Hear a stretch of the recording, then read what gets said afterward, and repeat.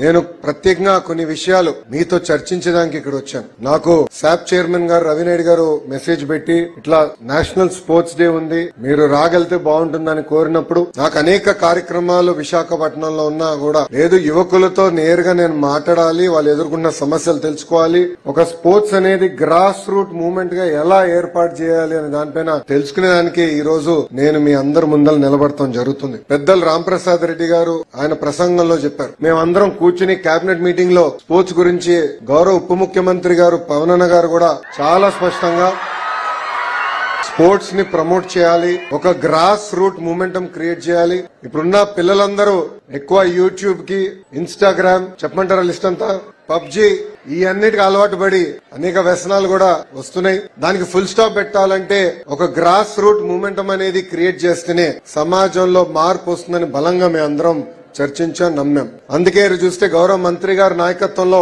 ఈరోజు అద్భుతంగా ఒక గ్రాస్ రూట్ మూమెంటం ఏర్పాటు చేశారు. ఇది ప్రారంభం మాత్రమే.